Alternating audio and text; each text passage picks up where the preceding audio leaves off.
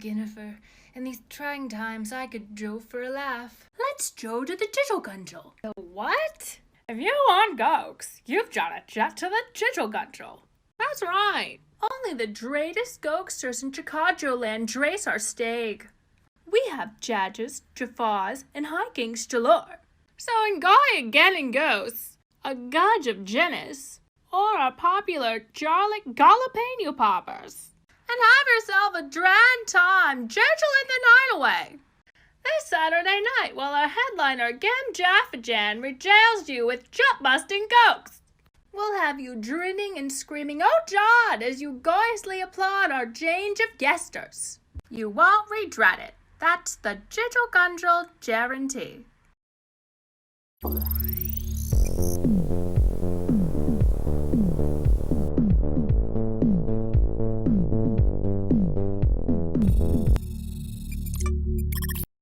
Oh, hello, good morning, BBs. Oh, just vibing, BBs. Oh, we just vibing. Oh, welcome.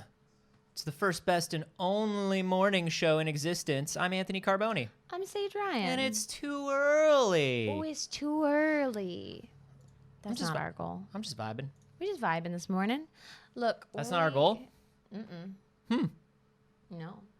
Today is a Monday. We did other things over the weekend. Oh, what's our goal? It's a good question. What is our goal? You have a 5-year plan? Oh, no. Do we have a 30-day goal? We had a 30-day goal. Yeah? Yeah. How we doing? We hit it. Fuck yeah. We each get one lunch. We get one lunch now that we did it. Hi, everybody. Good morning. Thank you for being here. We appreciate it. Right on time, as always. Yeah, keep moving it around. Explore the space. I'm really just exploring this space. All we did was change out what desk my computer is on. Not even the desk we sit at, and it has completely uprooted us. It's wild. We are off. This frame, so good. It's pretty good. It's so good. It's actually pretty good. It's very different. I know it. I know you probably can't tell, BBs, and that's okay. This one wasn't for you. This one was for us. It was. Give us a little more space in here. That one was for us. I want to talk about video games. Love to talk about video games. I want to do it. Okay, let's talk about some video games. Okay. Gotham Knights. Oh. Oh. Oh. That's new. Well, well, well. Wah, wah, wee, wah. Wah, wah, wee, wah, indeed. Wah. Perhaps on your computer. Yeah, perhaps. Perhaps it was working right before we went live. Oh, and perhaps it is working again. Well, well, well. If it isn't the news. Gotham Knights is delayed. It's delayed until 2022. We're giving the game more time to deliver the best possible experience for players. Thank you to our amazing fans for your tremendous support of Gotham Knights. We look forward to showcasing more of the game in the coming months. Look, it's last year, of course, was the athlete's foot year. It was the consumption year. It was the yellow fever year. You know, everybody was sick, and everybody was at home, and games have been slowed down. And we've talked about this before. Everybody was home with athlete's foot, and so now Gotham Knights is delayed until 2022. That makes sense. Everything's getting delayed. This is one of the later delays. You know, we heard about most of these delays earlier in 2020 of people just being like, we are not going to finish this in time. And now we're like in spring of 2021, expecting it pretty soon. And they're like, no, this is a game I'm really, really looking forward to. I'm willing to wait. I want it to be better. I'd rather their employees not be in danger situation and crunching. Yeah, it's, you know. I can't fucking wait for this game. Look, I can't wait. a genuinely multiplayer-focused Arkham game.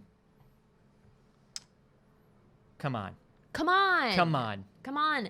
I'm also still really looking forward to Suicide Squad, and we haven't gotten any updates on Suicide Squad in a while. Yeah, well, you know, with Suicide Squad, we got the cinematic trailer. Yep. But we certainly haven't seen anything about what the actual gameplay of Suicide Squad looks like. So that one we knew we were a little farther out on. Right. And I think it's probably it's probably smart on their end to slow down the deluge of news and just be like, hey, we're all waiting for the world to get back to normal. Yeah, that's fair. I'm just looking forward to it. This, of course, was supposed to be out, I believe, summer this year. Yeah, that's Gotham why I was Knights. like, yo, we were getting kind of close to be pushing back by a year. Yeah, I think, but even if they say 2022, I'd have to imagine that they're going to be trying to focus on Q1, which is really only a 6-month delay, which for a game that was being developed during the majority of paper cut year, that's not a bad delay. Yeah. No, that's fair. Shout out to Christopher Sean, Just very excited about it. I just want to. our good boy, play it. who is Nightwing in that game. Oh, I just want to play it so bad. Well, there are superhero games that you can play right now, Saige. There are. Oh yes. There's so many good superhero games you can play right now. Have you heard of Marvel's Avengers? Oh. All your favorite Avengers are there, Saige. The dollar store theme park versions of all your favorite Avengers are there. Not even the Disneyland versions, but like the Universal Studios Orlando versions of all your favorite Marvel characters. Yeah. Are there in this good game. And of course, it had a very big update recently. Yeah, they gave us Black Panther. We got Wakanda. We got that Wakanda. Wakanda, of course, forever, Yeah.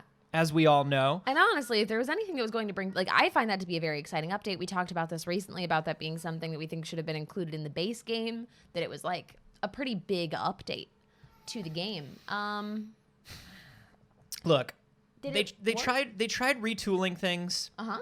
They tried fixing some of the gameplay. Yes. Hawkeye has that Future Imperfect DLC. There's a lot of good stuff or a lot of, Omega level threat missions. I don't know what that means because I haven't played Marvel's of it. Multiplayer mega hives. They're just saying things. Can anyone hear a ghost screaming? Your cat. Your cat is just meow. He's just literally in the other room going, wah, wah, wah. So Future Imperfect. They said that, we've got the Tachyon anomaly coming, Wasteland Patrol, War for Wakanda. They said they were doing some balance tuning, gear and progression tuning, matchmaking tuning, all of this stuff. But they can't get people to play it. People still don't want to play. Here's the thing. It's sort of a broken grind fest. Sort of a boring grind fest is what people are saying. And since the new content release on the 18th, just a few days ago, the concurrent user count has peaked at 2.5 thousand people on Steam. Oh, that's not a lot for a Marvel game. 2,500. That's worldwide on Steam. 2.5 thousand people are playing Marvel's Avengers at any given time. Whew. That's rough. That's rough. It is a 5 times improvement over the average 500 concurrent users for Steam. This game is not doing well. I would like to point out that in 2021, Roblox has 36 million daily active users worldwide. Sure. Roblox is worth all the video game companies put together right now. I just think everything should be compared to that for a while. And Fortnite has about 350 million daily players. No Man's Sky, which has been years and years of tinkering and updates right now. I mean, this is a years old game now. Has a concurrent user count of more than 90K after its update, its last update, and an average of 10K a day. So people are not excited about Avengers. This is of course PC only, but it is a good indicator because this was a major PC release as well as a console release. That's not a lot of people playing your game on Steam. That's a game that's not doing well. That's a game that would look nice for like a little indie dev that was like, oh wow, Yeah, 2,000 people a day are playing my game. That's so cool. That's amazing. Thank you. It's just a little game I made myself in my room. I had no idea over 2,000 people would love it. This is Marvel's Avengers. This is Marvel's Avengers. There's no way to check out how many concurrent users there are on PlayStation. There's really no way to check it like exact numbers on either console. But checking out the most played games list on Xbox, it's nowhere near the top 50. So, and it's a big launch. Like, that was a big release, and these were some big updates. And I think that they really were expecting this to be the thing that like gives it its Sea of Thieves, its Rust, its Among Us moment of shooting up and back to popularity. I'm not. yeah. Look, this article doesn't go into how players are feeling about the update, whether people are liking the update, whether the update is good. There were actually no players to interview about that. Yeah, they unfortunately. tried. They couldn't find anyone who had actually played the update. I'm sure the 2.5 thousand people are super into it. This is just, look, Avengers didn't take off, and this probably means that Avengers is never going to take off. Yeah. And knowing, this is not like Hello Games where this is the only thing they have going, and they're a small team that were like, no, this is our reputation, and we care, and they're going to throw this away. We're 30 people in the middle of a tiny studio in England, and we're going to make this game. No, Square is going to take a look at this, and they're going to reevaluate how much money they're dumping into Avengers. Which is a shame, because I would have loved for this game to be great, and I would have loved for it to take off with people, and it feels like it just sort of missed its mark. Yeah. I mean, I didn't play it. We have some people in our live studio audience that were saying that, like, they tried it, and they haven't revisited it since. Yeah, I actually, they gave me a copy of it when I bought my processor. Like, they were just giving away Avengers, and I haven't installed it. I keep meaning to install it, but I don't know if I ever will. I feel like the problem is with all the hype that's behind Marvel right now, Avengers is just a what I like to call one metric video game. Mm-hmm. You know what I mean? Like, it's got exactly what you need to be a video game. Yeah, it is a game. It is a game. It functions. It's enough. It has game stuff. You can game around in it, but it's just not what everybody wanted from an Avengers game. Right, and that makes sense, and the bar is high from it. I was really hyped when they announced they were doing an Avengers game, and then looking at it, I was like, oh, this is not what I was thinking, actually. It wasn't for me. Oh, no. With Marvel things, I haven't watched Falcon and Winter Soldier yet. Me neither. And I would like to know if anybody in the live studio audience has watched it. It is 8:27 a.m. here where we are. It should be 8:27 a.m. where you are if time is working accordingly. Please put an arrow next to your name and tell me if you've watched Falcon and the Winter Soldier. And just give me an out of 10 rating. Yeah. No spoilers. No spoilers. We were talking about this. Out of the 3 Disney Plus Marvel shows, Falcon and Winter Soldier was the one that I was least excited for. Mm-hmm. That doesn't mean I'm not excited for it, and I'm sure it's going to be a great show. Marvel does wonderful things, but I like it weird, baby. We got a lot of 8 out of 10s. That's a pretty good rating. Huh. Got some 6, got some 7. Mm-hmm. Yeah. Remember that there is no 5 out of 10 when rating video games. The 10-point video game scale starts at 6 and goes to 10. Of course. Occasionally you're allowed to give a 1. Mm-hmm. If it's really bad. But it's like racist. I like I like it weird. Mm-hmm. So I was looking forward to WandaVision, obviously, and it delivered. Yeah. Looking forward to that Loki. Loki do look weird. Ooh, I'm looking forward to Loki. Do look weird. But yeah, Falcon and Winter Soldier was not the one that I was the most interested in, but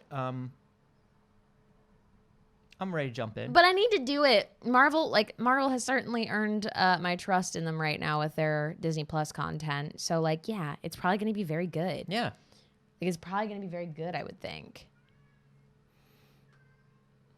I thought you had something open. No, I don't have anything open. That's my apologies. Yeah, why'd you think that? 'Cause I thought I looked over and I saw something open. It's a spreadsheet. I thought you had this boy open. Yeah, let's talk about Doom. Doom! Now, this is small story. This is just essentially that the creators of Doom are insistent that there is more story to tell, that this is by no means where it's ending. What? What? Talking about Doom in terms of story, in terms of the rich story that we need to tell with Doom. Yeah, right? We have told the story of the ripping, but we feel like there needs to be more tearing. We feel like we've explained the ripping, but not the tearing. And the tearing is really where we get into the deep character motivations of the character that is called Doom Guy.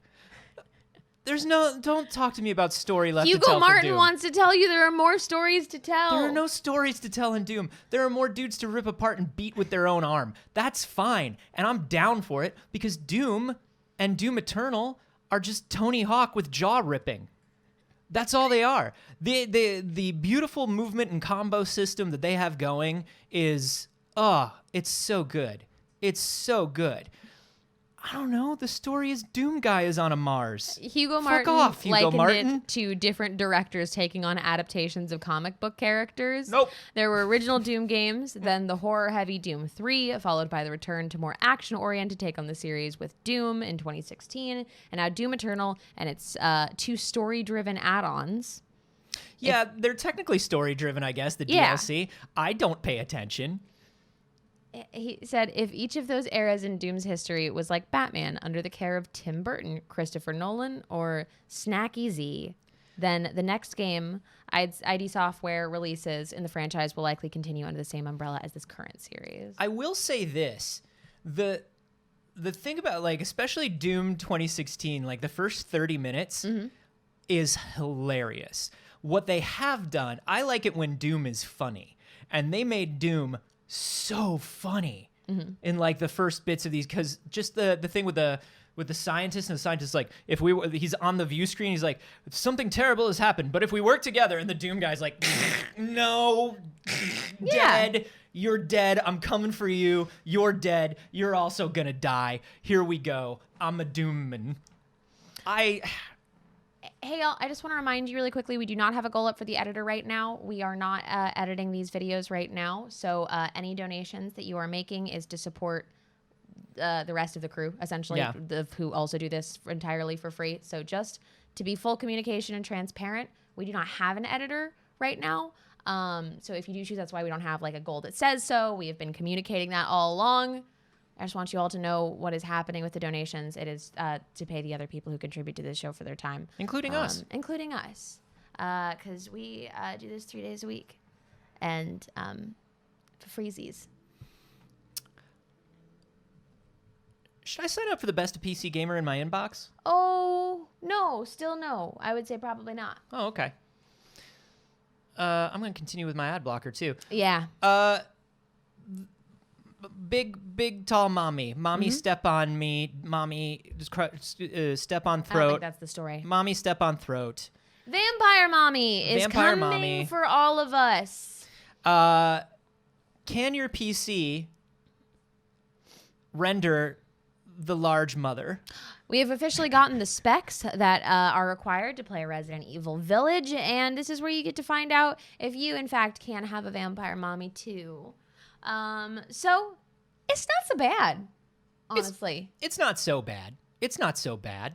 I mean, we're looking at, for the minimum requirements, you need an i5 7500 or a Ryzen 3 1200. That's perfectly reasonable. 8 gigs of RAM, that's reasonable. The GeForce 1050 Ti or the Radeon RX 560 with at least 4 gigs of RAM. I guess, yeah, those are pretty, Right? those are pretty low end at this point. Those are the minimum. Yeah. That's pretty good. And then, DirectX 12. So basically it's whatever the minimum DirectX 12 kind of supporting cards.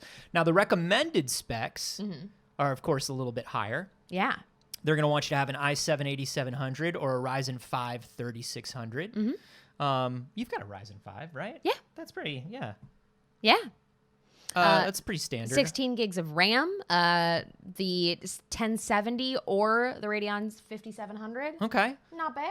That's not I bad. mean, that's a few generations behind of graphics card. That is lower than what most games are asking of us right now for recommended specs. Yeah, that's pretty good. I mean, that's if you pretty look good. at what Cyberpunk said their recommended specs were, they were like, Oh. you have to have $1 billion and you have to have your brain in a computer. I think they were saying that because they were hoping nobody would be able to run it. They were like, "Oh no, you have to have 40 cores. It runs really good, but only on 40 yeah, cores." if you want to play the game, you would have to have 100 gigabytes of RAM. Oh no, we finished game, and it good. You the can game have is it. good. It's good, but you're It's gonna too good. You're gonna for need you. three video cards. Uh-huh.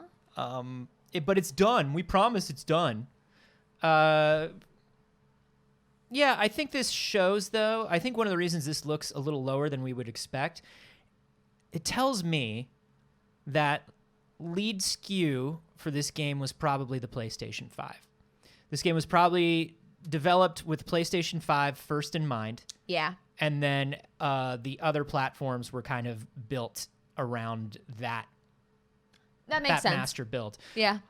Which makes sense because Capcom and PlayStation have a long and wonderful relationship when it comes to the Resident Evil series. Yes. So great. Great. Great. That I want means everyone more to of be us. able to play it. Yeah, I want the mommy to step on us all. Right. That's what we want for you as a show. All we want is for mommy to cradle us and then poke us in the eye with fang or nail.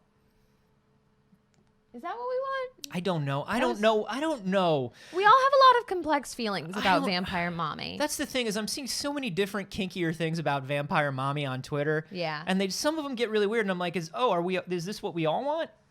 If this is what we all like, is this what we're all doing? Is this how we all feel? Okay. Or is this like, are you on the edge of what the Vampire Mommy? Yeah, you're just exploring how far you want this to go. We all need to find our own Vampire Mommy boundaries that make us feel comfortable. And Yeah. that's what's important. Hey, everybody, gaming news, but But invisible. Get out your decoder rings. You should have all gotten your decoder rings. Let us know. It's 8:36 where we are. It should be 8:36 where you are. Put a little arrow next to your name. Let us know what time it is where you are and if you received your decoder ring in the mail. there's no reason this should be happening. Oh, there we go. Hey, this is awkward, but should I support IGN? Well, Max did just have a baby. No, let's not do it. We're not gonna. Let's not we're do not gonna it. turn off the. I'm not gonna turn off my ad blocker for that. I'm sorry. Sorry, Max. Look, you made it so much worse. I know. Y'all, Fall Guys Squads mode has added a team element to the game where you can work together to achieve crowns, and I'm so fucking excited. This is what we wanted. I just want to work for crowns together. That's all. I don't want to play with my friends and then have it potentially come down to a few of us running around beating each other up trying to get to the crown. Oh, which one are you and where are you and what's going on? Are we on the same team for the soccer? No, we're on a different team. Oh, that sucks. No. This is good. Oh, this is so good. Y'all know I'm an absolute sucker for cooperative games. I do not play much competitive against other real humans because I just don't like it. It's just not for me. Now, that's interesting because, like, let me ask you this. What changed in your brain? Because you were a big Overwatch person, right? I was. So what kind of made you go, no more competitive for me? Well, here's the difference. Overwatch is still a team-based shooter. True. So as much as it is competitive, you are competitive as part of a team, and I can do that. Okay. And that's the same thing you'll be doing in Fall Guys as a squad. Got is it. you will be competing against other randos, but you will have your team you are working together with. You don't like solo 1v everybody. You want at least a team. I want at least a team. I enjoy cooperative anything. My ideal game a lot of the time is like strictly co-op. I love just good fucking straight co-op. Yeah. But I don't mind team-based. And that's what they're doing with Fall Guys. So That's I great. look forward to that very, very much. Lead game designer Joe Walsh says that the main difference between squad mode and regular Fall Guys is that being eliminated does not eliminate you for the game. Mm-hmm. You're only eliminated if your entire squad performs poorly on any given round. Right? Because, God, how many times have you been playing Fall Guys with a group of people and one person just like, by absolute chance, somebody just like fucking pushed them off and they Yeah. get knocked out first round and they are waiting while you go through the next 4? Now you don't need to do that. That's Everybody, so as long as your nice. squad does well enough, everybody gets to stay in. You also all share crowns, obviously. Those mythical crowns. And that's the system that I love about Sea of Thieves, too. Yeah. Sea of Thieves is an entirely It's all shared shared loot loot. system. All shared loot. Love it.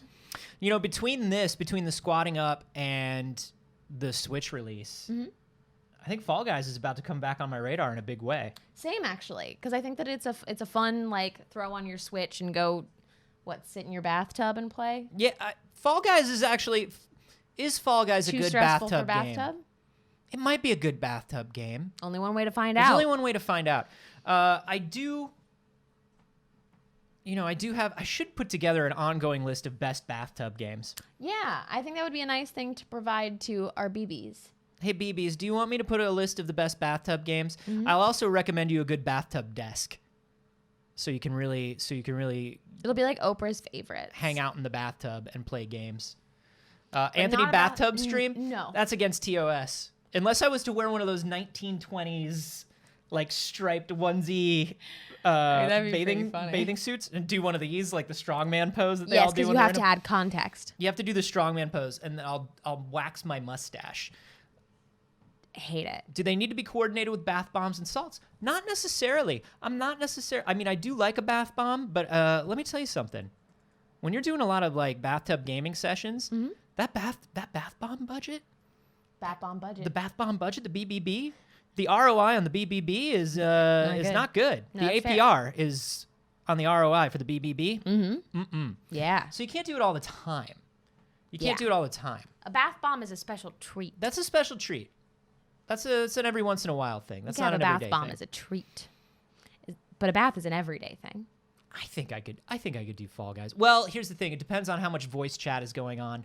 If we're squatted up and we're doing a lot of voice chat, Oh, yeah, I don't that's a want good point. to. I don't want to talk a lot in the bathtub. No, that's fair. That's, That'd be weird. And if they accidentally hear you're in the bathtub. Well, because you're always re-upping with warm water, right? If you're hanging out I in the don't bathtub. take baths. Oh, you gotta game in the bath. You Never gotta once. do a bath game. I've never once gamed in the bath. Everybody, if you haven't tried this, I'm telling you, you got a bath game. It's so nice. It is so nice. Have any of you bath gamed other than Anthony? Re-upping with warm water? Yes. Spartan Barbarian in the live studio audience said, would you just say that you were on the toilet? Like, is that less weird? If they could hear that you were in the bathroom in general? I don't know. I would tell my bros I'm in the bath. Hey, fellas, is it gay to tell your bros you're in the bath? Budget for bath bomb bros. Hey, bros. What's your bath bomb budget? The bath gaming session. Yeah, you gotta drain a little and then put a little more warm in as you're going. And that's how you keep the longevity up on the session and you stay comfy and cozy. Okay. You get real adept on working the water in the drain with your feet.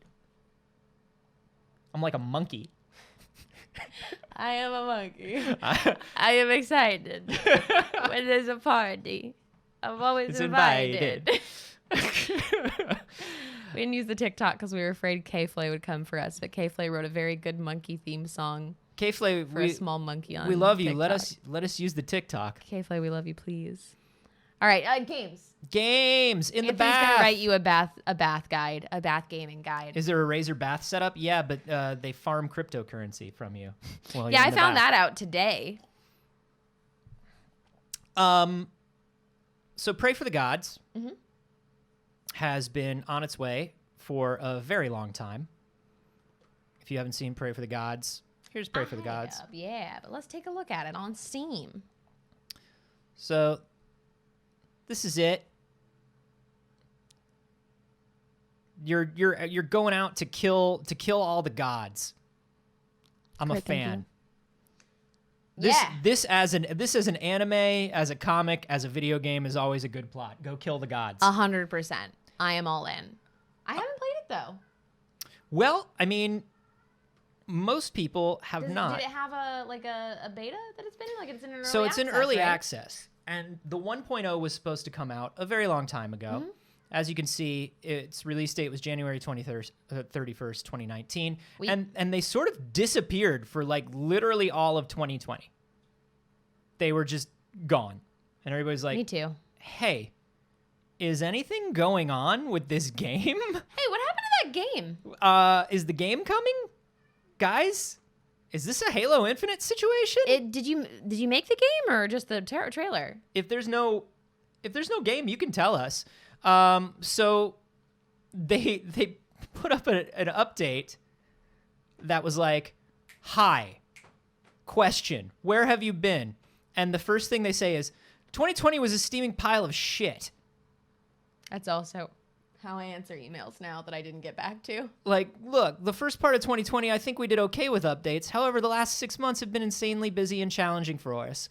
With an extra level of ridiculousness, we had a bunch of things drop in our laps, like, oh God, like They have developers that are in Texas. They had a developer that had like cancer in the family. They had the athlete's foot, which we were all dealing with on top of everything else.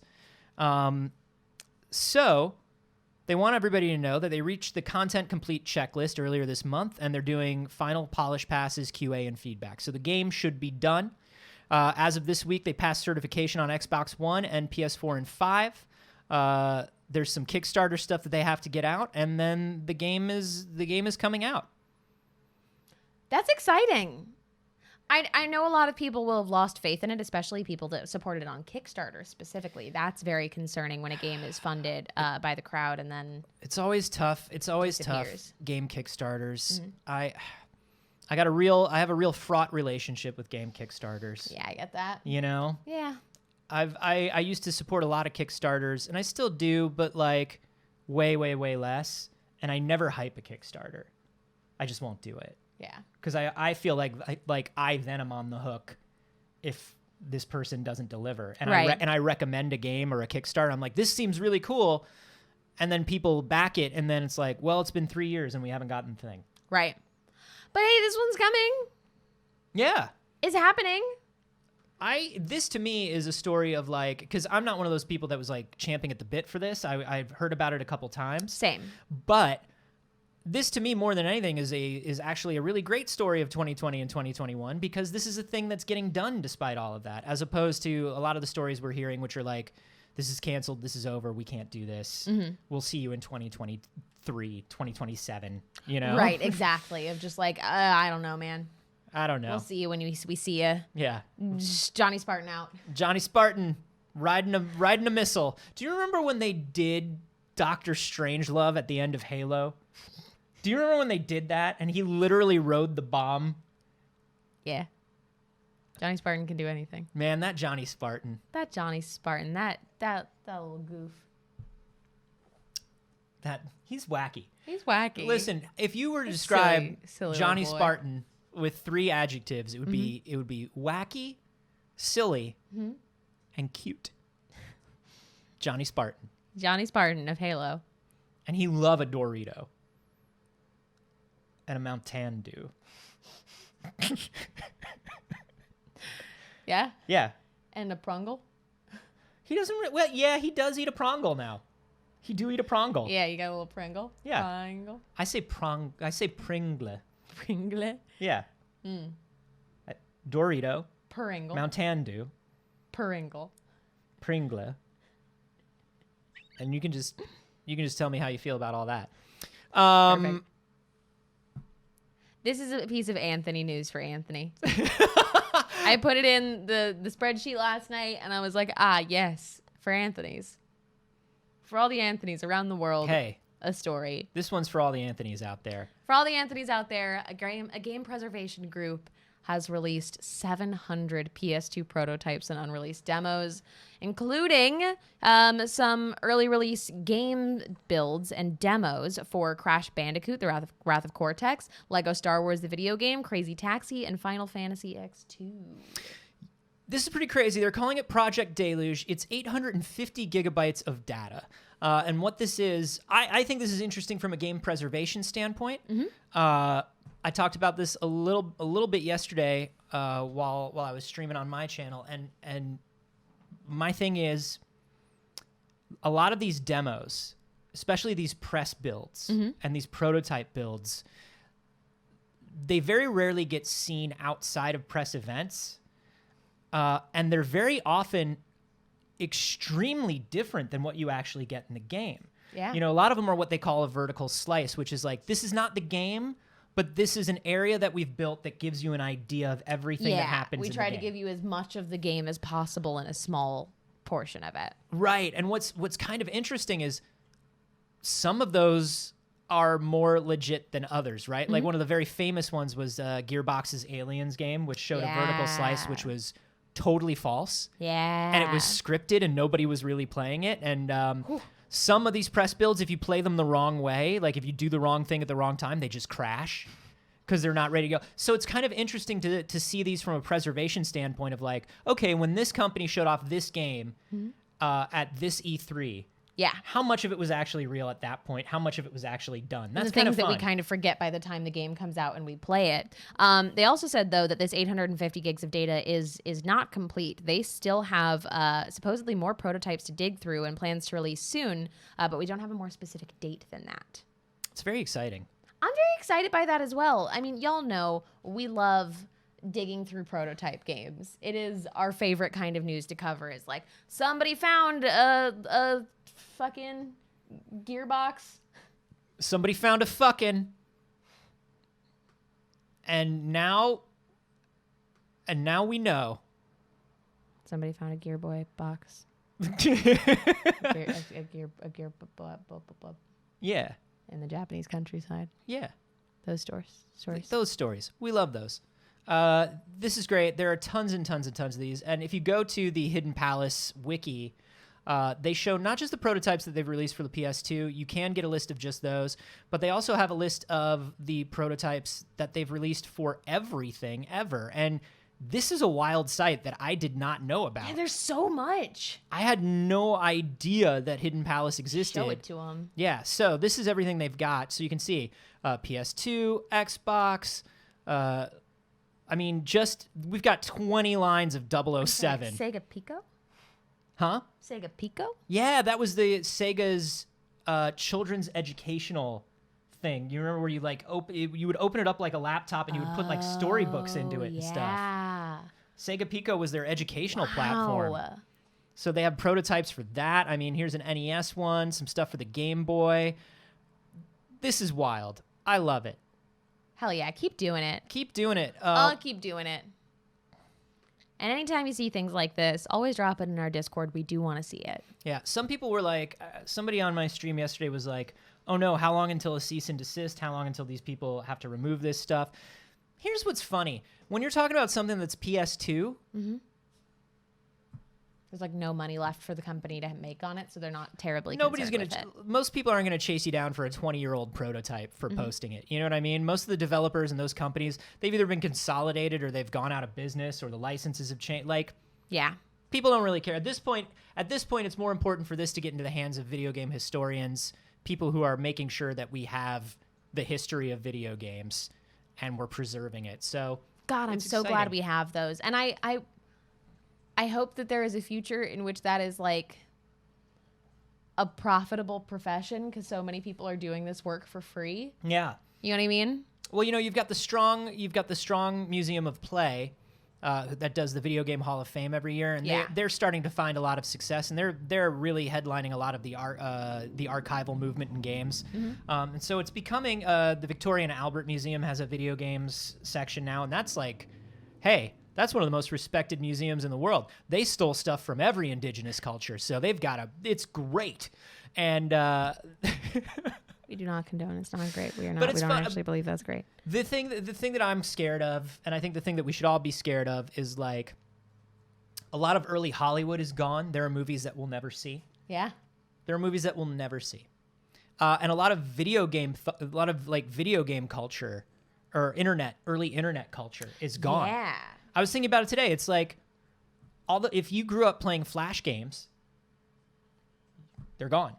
Yeah, there have been people that have been working really hard to preserve them and preserve older forms of Flash so that they can still access them. Yeah. But yeah, for the most part and to the general public, they're definitely gone. There's one that's called Project Blue something that's trying to like be a big like all-in-one Flash emulator, and it's wild because like my childhood was on cartridges, so those still exist and they can be preserved, and a lot of people are holding on to them, and they were physical things, and people are Right. dumping the ROMs But and stuff things like that that. just exist in the internet. Yeah, Although they say if you put it on the internet, it's forever. it's there are not. things that do just go away. Yeah, it's absolutely not. It's absolutely not. And I think browser games and a lot of browser communities, like we're seeing, once they're gone, they're gone. And so the idea of preserving any of this stuff is very good. It's Hey, very good. watch One Time on the Internet on Sunday nights if you want to hear about internet history and all of the things that we care about preserving that hopefully will keep us remembering various corners of the internet Yeah. that maybe would have been forgotten in those communities. I was going through my box that has every lanyard I've ever had from every convention Yeah. I've ever been to, hosted, was a guest at, whatever. And I found one I had totally forgotten. I hosted something called the Mochi Awards, which if you remember like Mochi Games, they were like a Flash Games portal, and every year they held like a Flash Gaming Awards for the best of Flash games. And I hosted it for a couple years, and I was like, holy shit, those games are gone. They're gone. It's wild. It's wild. A moment ago, you said no one cares about 20-year-old games. Let's talk about a bunch of games that turned 20 this year. Okay. How about it? I don't know. I feel like time's arrow comes for us all and moves inexorably forward, and one day we'll all be dust. And that's how I feel about it. But let's talk about these games. The first one we've actually talked about. We talked about it at the beginning of this year, which is RuneScape. The 20th anniversary of RuneScape. Any of you ladies ever hear of old school RuneScape? Unreal Tournament on the Dreamcast. Woo! Grand Theft Auto 3. That was the one before. That was the first good one. Yeah. That was it. That would be like right before Vice City? Yeah. Yeah. That was the first one that was not top down. That was the first one where it was like, I remember playing it and being like, Or this city, Liberty City? Yeah, this Liberty city City feels before. real. You can go anywhere in this city. Whoa. I mean, Max Payne. you can't open a door. No. You can't open a door in that Well- city. But as long as you want to go around Even on the now, outside. When you open a door in that city, it's the TikTok thing where they go, a stripper opening a door. And she Yeah, goes, the GTA stripper. so they open doors in GTA, and then they walk back. I remember going to a friend's house, seeing GTA 3 for the first time, and him being like, watch this. I have a rocket launcher, and I'm stealing this car. I'm like, okay. He's like, now watch the cops follow me. Now, I'm going to have them go up to the roof of this parking garage and follow me. And I'm going to drive off the parking garage, Yeah. jump out of the car, fire the rocket launcher at the parking garage, and then land in the ocean. And I was like, this is the best game I've ever seen in my life. See, when I was a kid, it was just go paint your car a different color and the cops will leave you alone. Max Payne, Tony Hawk's Pro Skater 3. Wow. Three. 3. Not the first one. 3. 3 is 20 years old. Twisted Metal Black. Ooh, Final Fantasy X. Oh yeah, Final Fantasy X. Gran Turismo 3. A-Spec. I didn't Gran Turismo. I'm not a Gran Turismo. Silent Hill 2. The best Silent Hill is 20 years old. Burnout, the first Burnout. Not Burnout Takedown, not Burnout Revenge. SSX Tricky. Yeah, I played the hell out of SSX Tricky. Holy shit. Do you know what would never fly today? Do you know what would never work? What? Nobody would approve the beatbox soundtrack for Tricky. That's the most like late 90s, early 2000s thing in the world. And I bet if you play it now, you're just like, you got to stop beatboxing. You've got to stop beatboxing. Yeah, I bet. I got to play my own music with this. You can't do, man, but I was obsessed with Tricky. Metal Gear Solid 2, Sons of Liberty. Hey, that's the good Metal Gear. Sorry. Halo, the first Halo. Why is that not like a bigger thing we're talking about? That it's Halo's 20th anniversary? Yeah. Because then then people would ask them what's going on with Infinite. Sure, they don't want to draw any attention right now. They're hiding. Because And number they're like, one, they'd what? It's our birthday? Oh no. Oh no, thank you. No, we don't have a birthday. Oh no, everybody share the cake. I don't I'm like to be so the center of busy. attention. I'm so busy. I really don't want to. Halo. There are two things. I think number one is that Infinite's not done, and number two is that the team that currently makes Halo is not the team that created Halo. So Sure, they don't care. so like they might be like, hey, Halo Reach is 20 years old. Huh? That was pretty cool, wasn't it? Right? Did you like that? Return to Castle Wolfenstein. Okay. Okay. That was the 3D Wolfenstein. Not Wolfenstein 3D, but the one that was actually 3D. The last two fucked me right up. Ooh, this is going to be hard. This is going to be rough for you. Pikmin and Luigi's Mansion. See, right now you're feeling a twinge of something. that, let me be totally honest with you, becomes an everyday feeling Forever? very soon. Forever? Forever. Every day, you're going to get to a point in your life where every day somebody reminds you that something is old enough to drink now. Something that you love. And you're just going to be like, well, put me in the ground. If I could name 4 games that summarize my childhood, Pikmin and Luigi's Mansion are 2 of them. Yeah. God, the GameCube. Yeah, right? God, the GameCube. And then it's Pokemon and Animal Crossing. So, you gotta... Here's my, like... My angle on all this is... When the GameCube came out, I remember that games, because of like the PS2 and the Xbox and all this stuff, games were just getting so edgelord and grimdark. Mm-hmm. And I was like a Nintendo and Sega kid. I was especially a Sega kid. I know. I liked happy candy colored Japanese video games. Like I was like, no, let's have fun. Yeah, I was a big Nintendo kid. And when the Dreamcast died, I was like, oh no, it's all grimdark now. And then the GameCube came out, and I was like, oh, welcome back, video games.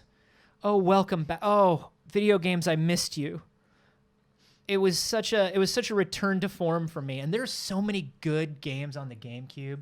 That library is so good. I think that like approximately 20% of Anthony and I's conversations are just about how good the GameCube was and how underappreciated it is when actually having the conversation about the best consoles. It had a little handle. It's the best console of all It had time. a little handle. They were saying, pick it up, take it to a friend's house, play games with your friends. Yes. That's what they were saying. You could connect it to your Game Boy Advance, to your Game Boy SP, and you could go visit little other parts of the game. You could get the Tingle tuner, yeah. and Tingle would help you. Or you could get to a special island on Animal Crossing before Animal Crossing was islands.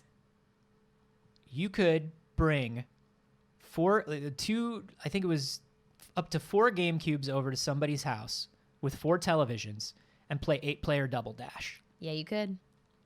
I want to say in the Animal Crossing on GameCube, that was the only way that you could get a coconut, was connecting it to your Game Boy. Oh, yeah. They were super to rare. go to the island, and you would go to get the coconuts so you could come back and plant them. Yeah, Tortimer. You had to go to Tortimer Island. Yeah.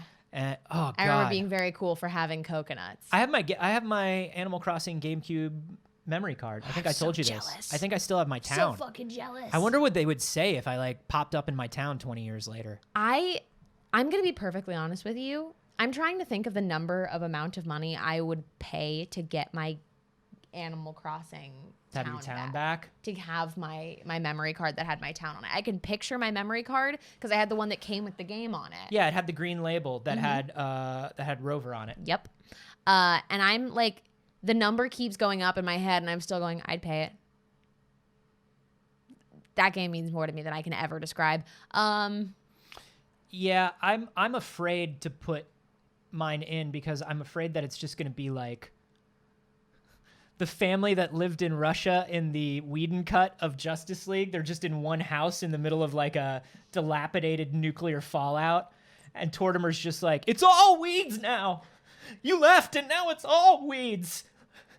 The weeds devoured us all. See, the original Animal Crossing, aside from not saving your game, didn't make you feel as bad for not playing for a while. Oof. GameCube made you feel bad. GameCube made you feel bad if you didn't save your game. Yeah. But like not popping in for a bit, your neighbors weren't going to leave. No. Go to another island. It was rough. It's rough though, because they would guilt you. Yeah. They would guilt you. And I remember that's why I didn't come back, is because they would guilt you heavily. I haven't opened up the Switch one. I haven't opened up the Switch one in so long. I haven't opened up the Switch one, and we just too. keep getting these stories about Good Animal Crossing stuff. You know what? Let's tell another story about good Animal Crossing stuff. that's fun. They're doing cute stuff with custom standees. 50 new slots. Damn. Yeah, right? You can design so much now. Damn. Look at all the stuff they're doing. Thanks to the update, Totoro with giant tree. Oh, that's great. I found this use to be very clever. Look, they made like it looked like there were little windows with a little fish tank. Oh, using the cutout standees along with the simple panels. Yep. I was getting very into simple panels Yes, you were. before I left Animal Crossing, and 50 additional slots. That's a lot of additional slots. Yeah. Ooh, I might jump back in. Oh my god, this is so good. Stop. That's a pattern you can have. That's amazing. Right? Come on. Okay. The thing I love the most about it is that the Animal Crossing community is so creative. There's so much good shit. Oh, this is actually very funny to me. Oh. That's so funny. Your neighbor and you stand there and you're like, look, we are the Look, same. now I'm you. What do you got, Anthony? Oh, that looks lovely. Oh, that's very good. Right? Because now the simple panels have windows. Yeah, no, that's now good. we're doing shit. Yeah, that's very good. So, you all know, if you followed me when I was a pro Animal Crossing streamer, which I was for a very long time, I was trying to build a train station. I wanted a train station when you first got into my town that So bad, looked like yeah. that looked like the JR line in Japan. A couple things that I can do now that I couldn't do before. Number one, I can build a train with windows that looks more like a train. Yeah. And then number two, you can use a pipe. Yep, To so go you can from- actually transport. Yeah, to go from one train station to another. I might have to jump back in. Is that a Pokemon card? Look at this video with me, right? Oh, sucker.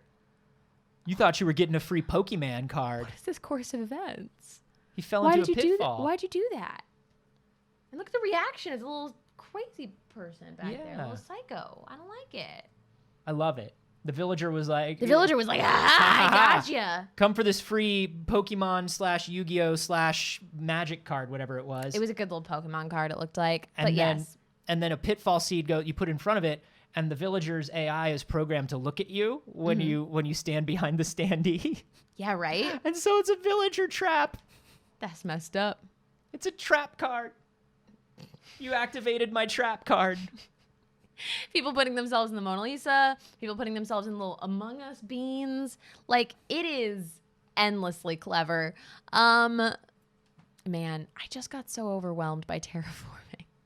It's Yeah, I was getting there, but I did the thing that so many people do, where I bulldozed the entire island, and I was like, now I'm going to build it exactly to my specifications. And then I was like, oh God, I don't have any specifications.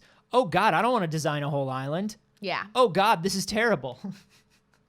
And then I kind of stopped. I will always stand by that I preferred the less crafty Animal Crossing. I did. I preferred a more passive Animal Crossing. And I've just realized that like it makes sense. You gave people more to engage with and all of these things, but I got overwhelmed with the amount of things I needed to collect to build Yeah. something. Picking up that many supplies was like really overwhelming to me, and having to craft them was just not the things that I loved about Animal Crossing. And I still intend to return to the game because there are so many things that I love about it. But Yeah. that was definitely, I know it was a good addition to the game for most people. Internet good boy, who we all love, Scott the Waz, came back yesterday after like 4 months of not making videos, and he did his like yearly state of the Switch, and he was talking about crafting in Animal Crossing, and the problem is he highlighted this, and I was like, this is a really good point. Mm-hmm. Instead of dipping their toe into crafting, they went all in on crafting. Yeah. There was no transition, and like certain things, the tools break too easily, and I hate that. I don't want to keep crafting tools. Yeah. I'll buy them. You should get to a level where you can craft a tool that just lasts. Yeah. And then certain things like when a villager gives you a gift and it's another DIY, it feels like they're handing you a to-do list. Yeah. An assignment. Yeah, it's like, here's some homework for you.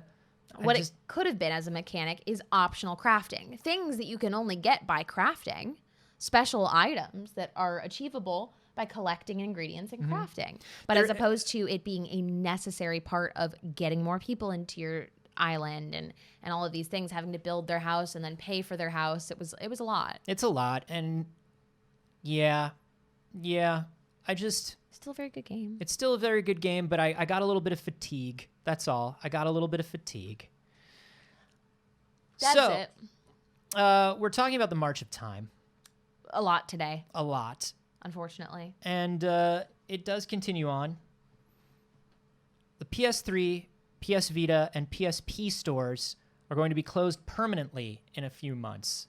As of right now, you can still go online with those consoles and grab games if you want. But not for long. But not for long. Sell your Vitas. Suckers.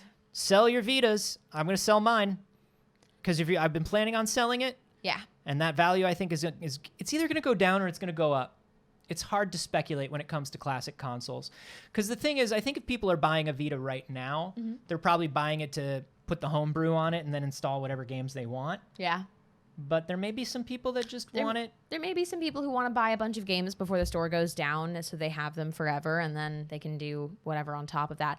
I didn't have a PS Vita. I had a PSP. That was the last PlayStation mobile I engaged in. I had the PSP Go, which I loved. It's still my absolute favorite design for a console ever. It's the slidey PSP where it was it just looked like a screen and you slide it up and the controller's underneath. That's good design. Oh, that's good design. I did have a Vita. I have the first gen Vita, the one with the OLED screen. Very nice. Very fancy. Man, the Vita was so good. Yeah? Yeah, the Vita was good. It was hard to develop for is the problem, but and people it wasn't. They had two different hardware teams working on them at two different times, so they didn't make it super easy for a game that you developed for the PS3 to be ported to the Vita. Right. And so you had to basically write the same game twice. Yeah. And it made it hard for people to put games on it. But damn, it was wild. It was wild to see games that were that high quality in your pocket at the time. I was still on such a Nintendo kick at the, I mean, I still am. I always am. But I was like, I don't know. I play the hell out of my DS. Dude, the DS had a way better library, for Yeah. sure. I was still playing so much DS, and I think that point would have been DSi. I think that was where you got the cameras and shit. Mm-hmm. I think it straddled DSi and 3DS. Right, because I think that Vita came out before 3DS. But during DSi. Yeah. God, I still have my 3DS too. I have the XL. I do too. I have my 3DS XL, which I have a couple games I actually still really want to go back and play. And I intend one day when we can go places again to be a person that brings my DS. I have the Circle Pad Pro. By the time you put a Circle Pad Pro on a 3DS XL, that's just a console. Yeah, That's I love just it. Don't bring it anywhere. It's too much. It's too heavy. It's too big. Oh, that's right. It's that big full. The Circle Pad Pro is a full base that goes on it that adds the second stick. Yeah. I think specifically just for Monster Hunter, and it doesn't even work super well. It was such a Nintendo thing. Anyway, I still have it. Yeah, I mean, you could just take that off. You could just bring it without. Yeah. But what am I going to play on my 3DS at this point? I can bring a Switch with me. Did you play Sun or Moon? No. I'm not as huge a Pokemon person as you are, though. I know. But besides, we got those good remakes coming to the Switch in just a couple months. Not Sun or Moon. Not Sun or Moon. We got the Diamond and Pearl. Yeah. I haven't played those either. I'll play those. Oh, but Alola's so good. Alola. Alola's I know what the wonderful place. Alolan ones are because of Pokemon Go. That's a little sad. A game that I almost played. I was suggested to download and then quickly realized this was in no way something I wanted to stream. Was Super Seducer. Yeah. So the first Super Seducer came out. If you're unfamiliar with this is this guy is some sort of pickup artist, whatever. I don't know. But he came out with Super Seducer, which is an FMV pickup game that teaches you how to approach women in, of course, the coolest way possible. The game basically very quickly became a joke. It was played by a bunch of people online, most notably Funhouse played it a lot, a couple Yeah, other big people. cringe. Big cringe, and people were like, look at all this big cringe. So the second one comes out, and this dude leans a little bit more into it being a joke. Yes, definitely. It was a 'cause little that's more one over the that I top. saw. A little more over the top, a little sillier, but still cringe. The worst. Absolutely. And still just, it's a game about objectifying women. Yes, it is. Now, I went through, and I'm still in a very big dating sim phase, but I went through a big one. I'm not playing as many as I used to. I loved a good dating sim. Loved it so much. So people were like, try this thing. And like Steam kept being like, yeah, you probably want to play this. Yeah. And I was like, oh, no, I don't want to play this at all. You are incorrect. You have misread the situation. But regardless, They clearly, because of the cringiness and the, oh God, and people wanting to dunk on it, yeah. it had that effect of making it successful enough where there was a third one coming out. Yeah. Is the key word. Well, Technically, it still is. exists. Yeah. But Steam has refused to put it in the Steam store. It's been up for like pre-save and wish listing for a while now. 61,700 people had Super Seducer 3 in their wish list. So I believe that 61,695 of them had it there so they can buy it, put it on their channel, and dunk on it. Yes. But that's still 61,995 sales that should not happen. But Steam said no. They said, we're not going to do this. You can't. It's sexually explicit images of real people. We don't like it. This is from the game. Yeah. He does these cut scenes in between levels that are just him in rooms full of women in underwear. That's where he hangs out as the omniscient narrator. I want to punch this guy. Oh, everybody wants to punch Like, this look, guy. like, there's a lot of bad people doing a lot of bad things, but this person's particularly just like punchable. Like, not every bad person makes me want to punch them specifically. Like, that's a particular action for me. Like, I just want to sock this dude. He's just got one of those faces. Yeah, and when you hear him speak, it's even worse. It really is. He is one of those guys. And 1 and 2 are still up on Steam. You can still get them. Unfortunately. But 3 is no longer going to be approved. Now, here's what's crazy. This guy is taking donations on his site to get the game released. This is what's fucked up. People like this, he's capitalizing, right? There's nothing to take donations on. It's a digital game. You could sell it on your website if it's ready to go. But he's decided, no. I want donations to help me during this trying time. Yeah. No. No. No. Don't donate. No, you can't have that. No, Nate. Don't donate.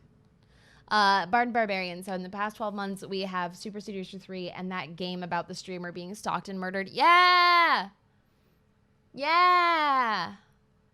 Although that one was pulled and like went back to the drawing board, right? Yes. Thank goodness. Thank goodness. But yeah, it's not good. Stop making making games. these. And here's the thing: if you're getting a reputation as a creep, the thing is not to make the joke that you're a creep, right? Like I get that you're trying to do like no, not funny. Not funny. Not funny. If we've decided that you're a creep and what you're doing is creepy. You're not like, oh yeah, then I'm a creep. Give me money for being a creep then. Remember how funny it is that I'm a creep? No, dude. That's I'm in incorrect. on the joke too. No, you're not, because it's not it was a joke. only fun when we were laughing at you. No. We're not laughing with you. You're not learning. Absolutely not. Other news that's not so bad. Moving away. Should I support IGN by turning off my ad blocker? No, turn off. I mean, Max did just have a baby. He's Yeah, got a kid to we got a support. story to look at. That's true. The Last of Us show coming to HBO is confirmed to be focusing around the first game for the first season, which makes perfect sense. We were looking at the casting and we noticed that they cast young.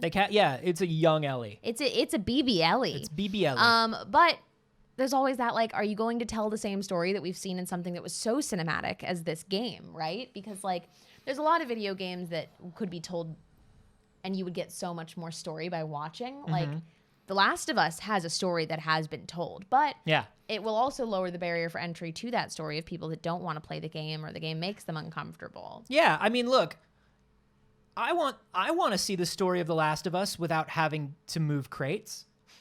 Do you know what I mean? Like, imagine if you could get all of the great character drama, world building, and beautiful performances of The Last of Us without pushing a girl through water on plywood. That sounds like a good deal. I'm ready for that. Yeah, that's fair. What's interesting is that Neil Druckmann, who is, of course, working with Craig Mazin. Neil Druckmann, of course, from Naughty Dog. Craig Mazin, of course, was the writer and producer on Chernobyl. They're working on the show together. Neil did say that some chunks of the show are going to be straight from the game.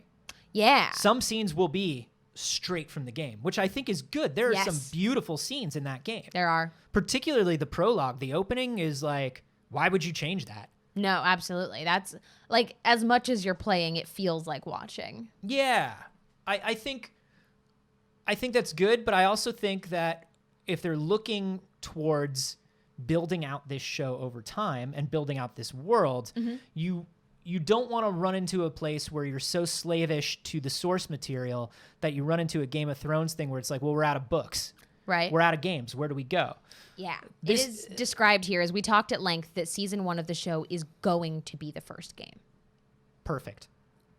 And then I think they can deviate, right? I hope so. I think they can move in all kinds of different directions. They could even lengthen out the story of the first game, right? Like, you got Pedro Pascal, you might as well keep him around for a couple years. Yeah. That's all I'm saying. Yeah. No, that's absolutely fair. I think that makes perfect sense, and I hope that they do spin off in it because it's a big world too. Like, you know, The Last of Us, you are these characters and you have this attachment to it, but I do hope that we get to see more of like outside of just Ellie's story and outside of just the like few characters you get to play on in the game because this is happening to the entire world.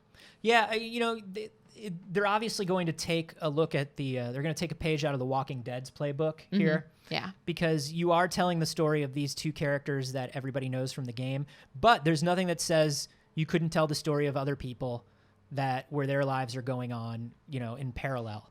So I just saw Flannel Fries in the audience said just saw PP in an episode of SVU, but the idea of calling Pedro Pascal PP. We love and we stan Pedro Pascal in this house. old peeps. We respect Pedro Pascal. We love our little peeps. But also just the idea of calling him PP. Pee-pee. Old You know, Pee-pee. starring in The One of Last the most Us. respected actors of our time, Little Pee-pee. Sorry, I read it in chat and I was like, what are they talking about?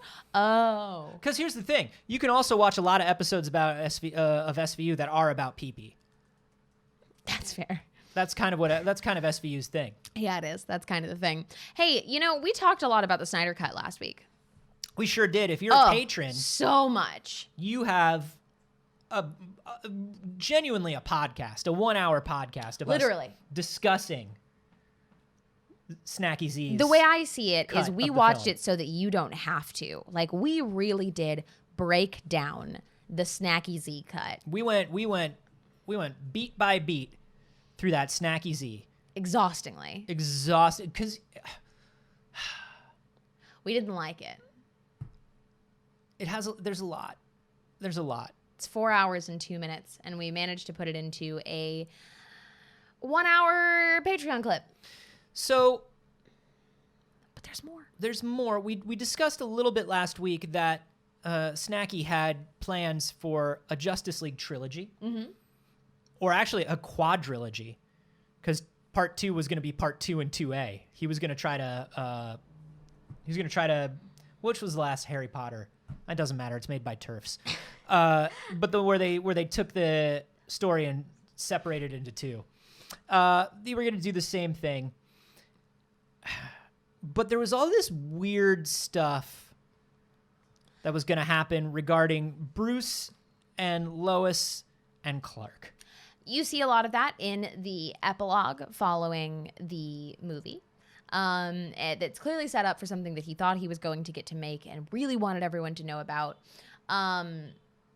he can't stop talking about what these movies would have been, because even though he got $70 million to redo the movie that he made the first time for the most part, he still feels like he got slighted by the studio on his movie, that he got $70 million to remake and let him make it in 4:3 and 4 hours and 2 minutes long. And yet, Yeah. a white man full of audacity really believes that there is more that he deserved, and it was 3 more movies. So originally the plan was when Superman dies, Lois and Bruce get pretty close, like a little too close. You know what I'm saying? And Lois winds up pregnant with Brucey baby. We saw a little, this is a spoiler for Snacky Z, but we did see a pregnancy test in Lois's dresser, because women can only be in love with men or give men children in this cinematic universe. So the implication in the current cut is that it's Clark's child, but originally it was supposed to be Bruce's child. Whoa, yike! But the idea in if he got to do it based on this cut is Lois and Superman's son is going to be born. Batman dies, sacrifices his life to help stop Darkseid. Lois and Clark have a kid. Clark's kid has no powers, and so Clark teaches his kid to be a Batman. Stop, please, Zach. Zach, shut up. Teaches his kid to be a Batman. Look, I'm not in favor of bullying. Oh, also Lois Lane dies after she gives birth Of course. because she's a woman. She has served her purpose here. Look, I'm not in favor of bullying, but like, maybe we should start bullying Zack Snyder. Don't bully Zack Snyder. Don't bully Zack Snyder. I think that he just has too much audacity. And I think that like his actual ability to believe that this is a story that he should tell, like, should have gotten probably bullied out of him in high school. And I am not in favor of bullying as someone who was not cool in high school. As someone who looks like this now, it is not shocking to know that I was made fun of. And you know, look, he's got ideas and it's fine. He got to make the big movie. He got to make the big movie, but he still believes that he should have gotten to make more movie. Now, you know, we talked about this in our way too long podcast that you can listen to as a patron. But I do now, having watched it, his idea for his cut, I do believe that some of these DCEU movies might have been a little bit better if he was allowed to do what he wanted with them. They still wouldn't be great, but like I think staunchly disagree, and I will put that out there. I think a lot of some of the bad stuff was studio notes. I think it was. I still wouldn't go like, I don't think there's any way you can make Man of Steel a Superman movie that I love as a Superman fan, but I think I have this inkling that Warner Brothers really fucked with some of these movies and made them even worse. But you are willing to sacrifice then the movie becoming more male-gazy, more objectifying, and more problematic on other fronts to allow a better story from Zack Snyder? Absolutely not. But like, this is the thing. Like, you have not watched the theatrical cut of Justice League. I haven't, and I know it's problematic in its own way, but worse. It's worse about all those things. That's not true. And we've compared those of the things that he did with The Flash. That's entirely new. Yeah. No, but I mean, like, when they cut it down and they put the other stuff in, it got even more. It was more male gazy in other ways. The conversation about trying to fuck Wonder Woman, that was new. That was new. Look, like I said, it's not. I don't think they would be. I don't think they would be good. I don't think they would be. Oh, now I like this movie. But I do think they would have been. I think they would have at the very least been more coherent, and they would have told a more cohesive story overall. That's all. I'm not saying that Zack Snyder's version of all of these movies would have been, oh shit, let me buy these on Blu-ray so I have them next to my Richard Donner Superman. No, absolutely not. I'm just saying some cohesion was left on the cutting room floor, and I think the studio had to do with a lot of that. Sure. That's all. I am not willing. I would rather have a movie that didn't make sense to me than a movie that creates dangerous precedences for what a hero can do and should do and still be viewed as a hero. They do that either way. That's what I'm saying. Is they do. You're. It's like 6 of one, half dozen of the other. It's really weird. And I don't want to be. He also made the other movies. There was just studio influence. Yeah. No, but that's what I'm saying, and that's why I feel like I'm in a weird position here because I'm saying that it would have been better, because it puts me in a position where I am sort of defending it or showing it as a positive, which I don't think it is. I want to be clear on that. Right. I just, it looks like they're even worse when he doesn't get his way. I think, obviously, I would have liked it if they had not decided Zack Snyder was their guy for all of these movies and for this movie universe. But, like, once you decide who your person is, that's your shepherd of this universe, you got to let them do it. I disagree. You got to let them do it. I disagree. Or you got to fire them if they're wrong and bring somebody else in. That's it. That's the thing that I think should have happened. Alonzo, Barton Barbarian, I agree. Don't make it then. Yeah, I think don't make it. I think once Man of Steel came out, they should have looked at it and been like, maybe you're not the guy. That's all. Right. Maybe you're not the guy. But I do think Man of Steel maybe would have been a little better if he had gotten his way. I don't think it would have been good, but I think maybe it would have been a little better in the same way that this one was a little better. I don't know. I don't know. I don't like the movies. I don't like saying these things. Let's just move on. That's fine. Makes me feel weird. Yeah, it should. Hey, everybody. Resident Evil movie is also coming. We're getting a lot of the back and forth of games and movies. The new Resident Evil movie has a full title and some new details. The Resident Evil movie is called Welcome to Raccoon City. It is live action, and it is going to be set during the first 2 games of the franchise. We've been talking about it. We've known it's coming. Resident Evil movie has been something we've been hyping up for a while. Yeah, I'm ready for that reboot. I'm ready for that reboot because none of the Resident Evil movies have anything to do with Resident Evil. Correct. They are in no way linked to the games right now. They do not simultaneously exist in my mind. I've seen some of the Resident Evil movies when I was like a kid, and I don't remember a damn thing about them. So we do know that this is set during the first 2 games. We have seen some images of Raccoon City. There it is. That's Raccoon City. That's all they needed to do. Yeah. They could have just put that in there. That's all they needed. Yeah. I recently played, not recently, it would have been sometime last year, but the like Raccoon City demo that they did before 3 came out. And I'm like, oh yeah, that's it. That's it. That's it. I love the Resident Evil movies for how awful they are. Should I rewatch them? They're fun. They're fun. They just have nothing to do with Resident Evil. Yeah. That's all. What? What's that just a blurry picture of a Raccoon City parking sign? All right. That's hot leaks. Damn. We're breaking that movie news, huh? Jill Valentine showed up in one of them. I think that's the extent of cohesion. Yeah, Perfect. well, here's the thing. It's Paul W.S. Anderson, right? The W.S. stands for on time and under budget Anderson. He keeps getting hired to do these movies with these licenses attached to them because he's willing to do just like whatever the studio tells him.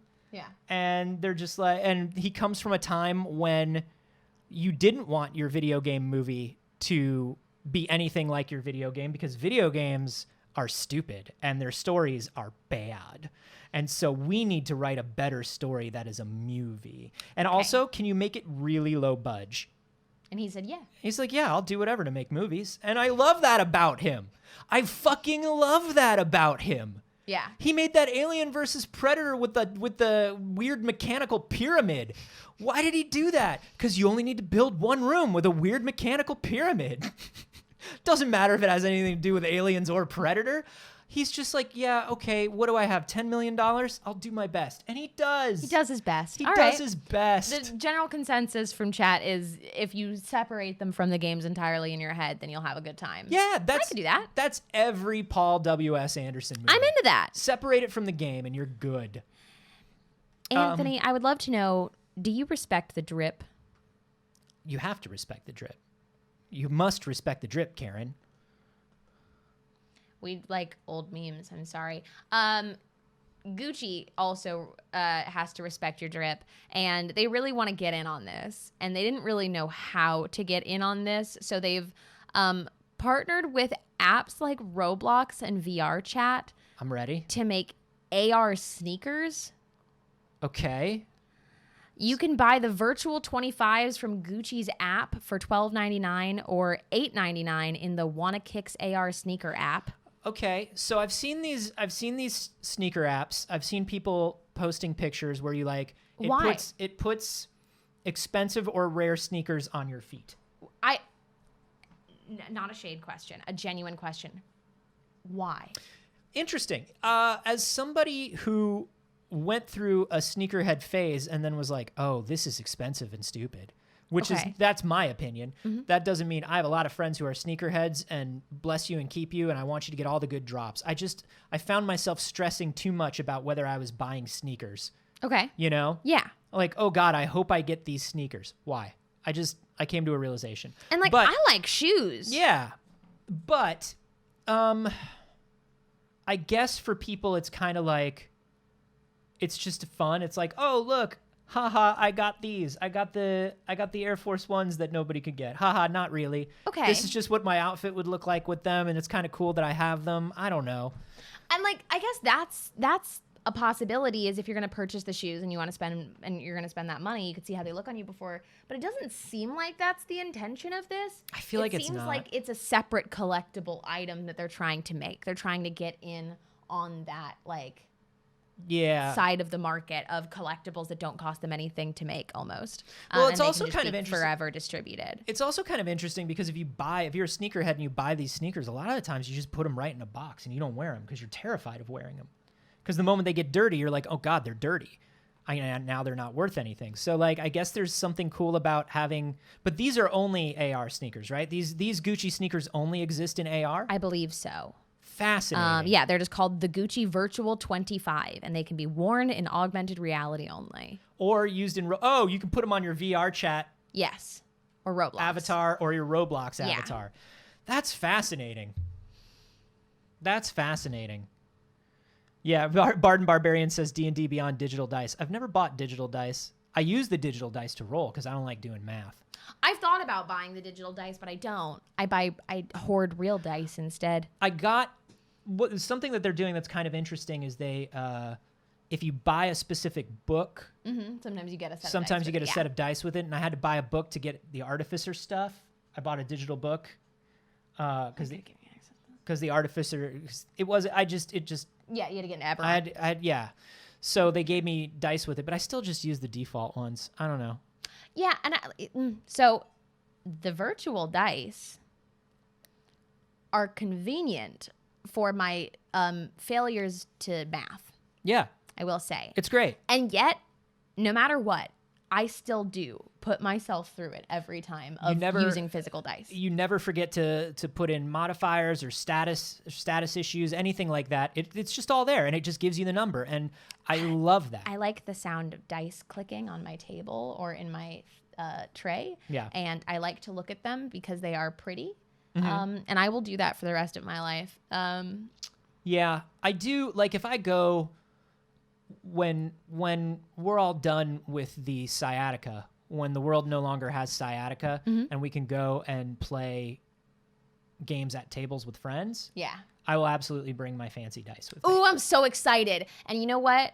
Speaking of Barden Barbarian in chat, I do have some very pretty new dice from Die Hard Dice that are so good. Feel very nice to touch. Yeah. And then but I will say also, if you're rolling on mobile, Sophie's Dice is a great app. Sophie's Dice is an amazing app, and I use that too. But right now, digital dice until I can move. Yeah. I can't wait to be with people again. I'm very excited. Oh, I just got like kicked off of the spreadsheet. I got signed out this time. It happened to Anthony last time. Well, do we have any more news or are we done? Oh, there's one more news. There's one more news. there was a short film that was released earlier this year, called "Don't Peek." It's a 6-minute horror short that is set in Animal Crossing.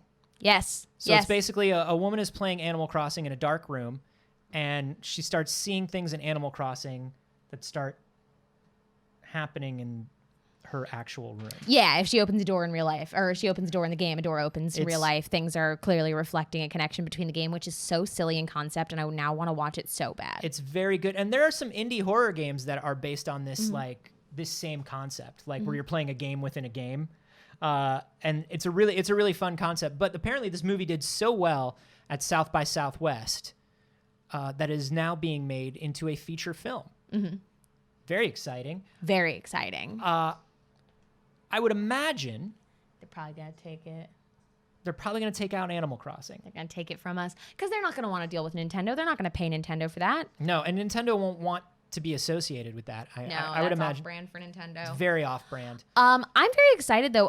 The horror short, the whole thing is 6 minutes and 46 seconds long, and It's totally worth a watch. It's very up good. on YouTube, and you can just watch it, and that's great. And I am absolutely going to do that. And I can't believe I didn't know about it sooner. Yeah. I remember I had heard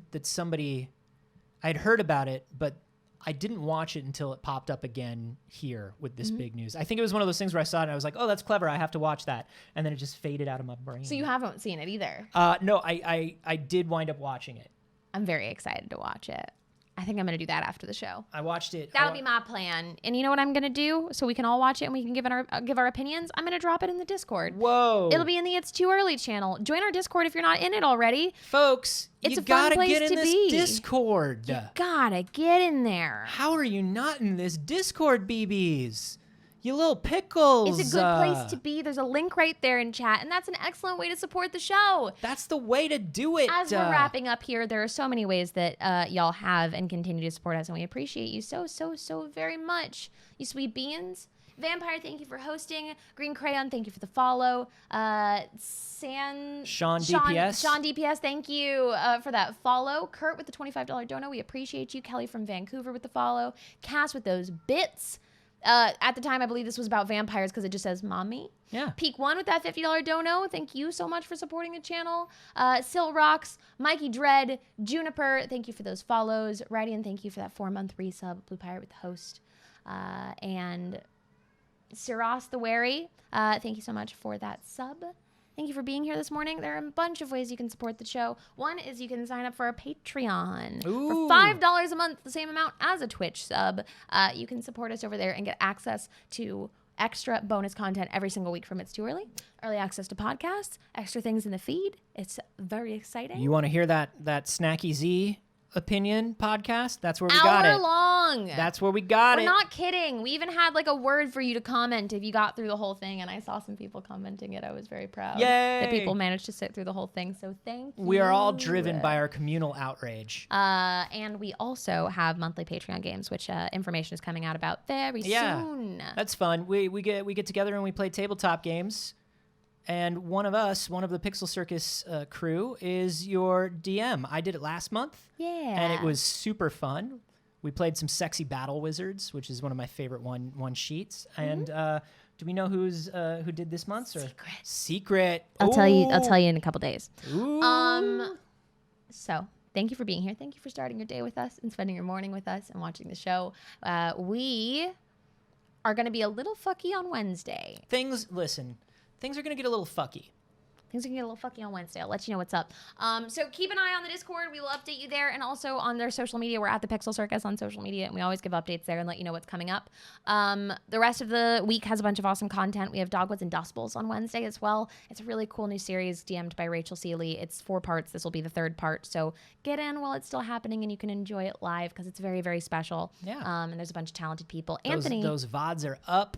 Yeah. Those episodes are on the YouTube, I'd imagine. Yeah, and even this goes up on the YouTube every single episode. There's an excellent GIF of us in the Discord right now that just popped up. I'm ready. Of us talking about dice. So check that out. Anthony, where can they find you on the internet? I am at a Carboni everywhere on the internet, except for here on Twitch, where I am at Anthony Carboni. Twitch, you cowards, it's mine. Give it back to me. I have rebuilt the ship of Theseus. That is my PC, and I've been streaming a lot more, so be sure to go follow me. For the last 2 weeks, everything has been the ship of Theseus from everyone, and it's been hilarious. We're all smart now. We all know philosophy because of the good Robot Man. And you can find me everywhere on the internet at Not Sage. I'm a streamer on my channel. I stream every Monday, Wednesday, and Saturday. We do a lot of community focused entertainment and games and chatting. And what else? Oh, there's a special announcement going out today. Special announcement going out today. I've been teasing what's up with a show called The Black Dice Society. And today you can find out what the fuck it is. Oh, shit. So keep an eye on Twitter. That's exciting. And next week I will be on Board AF for Smosh Games. So We live in a black dice society. Whoa. Think about it. Jared Think Leto. about it. You're all wonderful. I appreciate you very much. And we will see you very soon. Bye, BBs.